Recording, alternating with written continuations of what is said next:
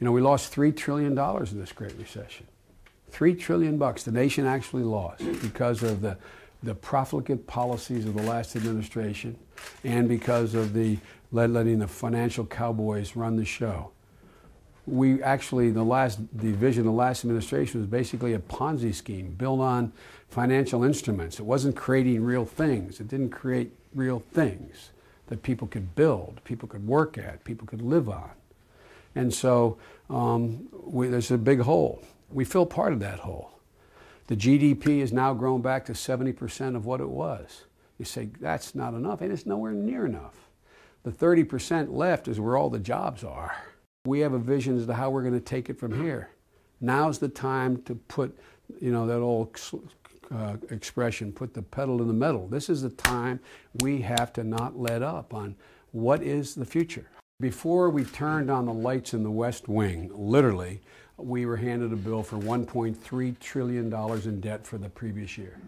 1.3. There's a reason. They didn't pay a cent for either war, and they didn't pay a cent for a $600 billion prescription drug program.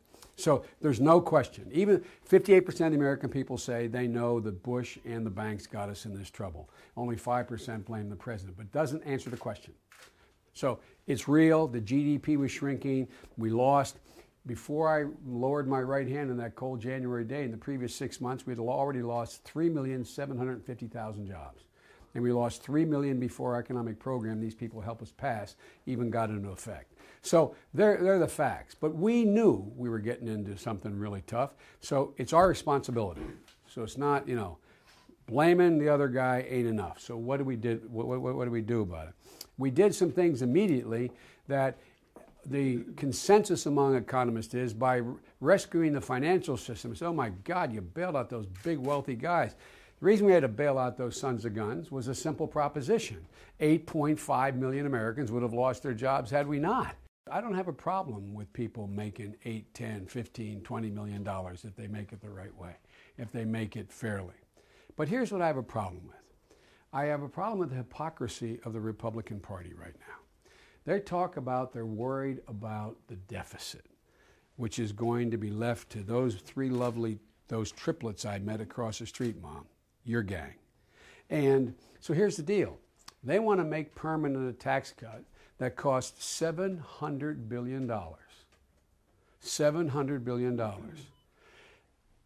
Over 88%, actually it's 92, 93% of that tax cut goes to people whose family income is $1 million or more.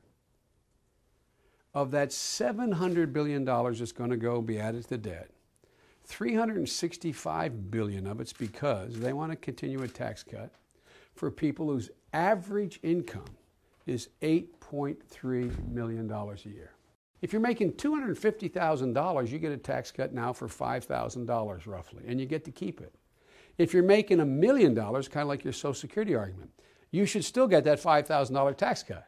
If you're making $8 million, you should still get that $5,000 tax cut, which you do. But you don't need a $310,000 tax cut. We think we should take that money, that total of $700 billion for the top tax cut, and apply it to the debt. Draw down the debt. These guys voted against that. They're arguing against that. We haven't had the vote yet. They're saying, no, you got to really have these people have to have the money. Now, what are they going to do? I'm not being a wise guy now.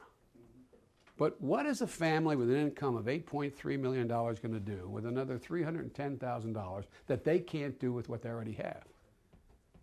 So, folks, it's not fair, but at this moment in our history, it shows how phony the argument is that they care about the debt.